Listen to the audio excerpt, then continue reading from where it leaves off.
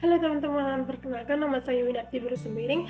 Saya dari Universitas Audi Indonesia dan di sini saya akan membawakan pembelajaran bahan ajar. Nah, di mana pembelajaran bahan ajar kali ini yaitu untuk memenuhi salah satu tugas pembelajaran bahan ajar. Nah, teman-teman terlebih dahulu saya akan menjelaskan apa sih itu pembelajaran bahan ajar. Oke, kita lanjut saja.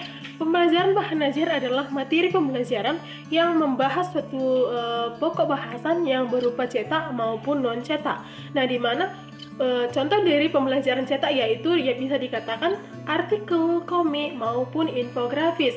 Nah, di sini ada juga contoh dari pembelajaran non cetak yaitu bisa dikatakan video ataupun audio.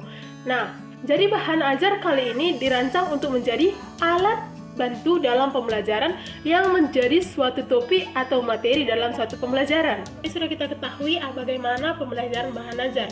Nah, sekarang kita ketahui yaitu bagian kedua, jenis-jenis dari bahan ajar. Jenis-jenis dari bahan ajar terbagi menjadi tiga, yaitu di mana yang pertama itu menurut bentuknya. Menurut bentuknya, jenis-jenis bahan ajar yaitu yang pertama bahan ajar cetak, yang kedua bahan ajar dengan audio, yaitu contohnya podcast, radio pembelajaran, itu adalah bahan ajar audio. Nah, yang ketiga bahan ajar pandang dengar atau audio visual. Jadi kita ambil contoh misalkan video pembelajaran. Nah, yang terakhir itu ada juga pembelajaran interaktif, di mana bahan ajar interaktif itu adalah bahan ajar yang meminta kepada pengguna untuk bisa berinteraksi terhadap pembelajaran yang akan digunakan. Selanjutnya kita bahas yang kedua yaitu bahan ajar menurut cara kerjanya. Bahan ajar menurut cara kerjanya terbagi menjadi 5 bagian, yaitu yang pertama bahan ajar yang tidak dapat diproyeksikan. Nah, bagaimana sih bahan ajar yang tidak dapat diproyeksikan? Oke, bahan ajar yang tidak dapat diproyeksikan ini berarti langsung bisa kita gunakan tanpa harus diproses terlebih dahulu. Dan yang kedua bahan ajar yang diproyeksikan terlebih dahulu. Nah, contohnya misalnya kita kan membuat satu pembelajaran menggunakan PowerPoint. Nah, itu kan harus diproyeksikan terlebih dahulu baru bisa kita gunakan. Dan yang ketiga bahan ajar audio, di mana bahan ajar audio itu memiliki contoh yaitu yang pertama podcast, kemudian radio pembelajaran. Nah, itu semua termasuk dari bahan ajar audio. Dan yang keempat bahan ajar video. Nah, bahan ajar video ini saat ini yang namanya bisa dikatakan videografi. Nah, yang kelima itu teman-teman bahan ajar digital. Nah, di mana bahan ajar digital itu adalah bahan ajar yang membutuhkan device tertentu untuk memanfaatkan dalam pembelajaran.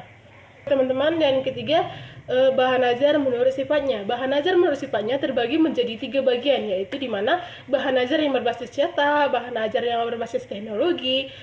Kalau di zaman dahulu bisa dikatakan film roll, CD, dan saat ini itu bisa dikatakan pembelajaran era digital. Dan yang ketiga itu bahan ajar yang digunakan untuk praktik atau proyek, di mana bahan praktik atau proyek itu bisa digunakan menggunakan LKS, worksheet. Nah, itu bisa digunakan untuk bahan praktik atau proyek tertentu. Nah, dan di sini kita bisa lihat bagaimana sih bahan ajar itu sebenarnya berkesinambungan dengan media ajar. Oke, lalu apa yang bisa membedakan antara bahan ajar dengan media ajar? Jika teman-teman perhatikan, media pembelajaran yang disusun secara khusus atau media desain. Dan selanjutnya kemudian jika kita lihat yang akan kita fokuskan di sini adalah media atau bahan ajar cetak. Nah, di mana bahan ajar cetak itu yaitu contohnya yaitu yang pertama buku teks, media, hangout, dan lembar kerja siswa. Yang pertama itu buku teks. Buku teks itu yang bisa diartikan sebagai uraian bahan tentang bidang studi tertentu yang disusun secara sistematis tentang kompetensi tertentu untuk merancang tujuan dalam pembelajaran. Dan yang kedua, modul ajar. Modul ajar yang dirancang agar siswa memiliki pengetahuan berkompetensi melalui kegiatan mandiri. Nah, dengan demikian, guru di sini hanya berfungsi sebagai fasilitator saja. Dan yang ketiga, hangout. Hangout adalah fokusnya adalah bahan ajar yang menyajikan informasi-informasi tertentu, itu bahan ajar lembar kerja siswa.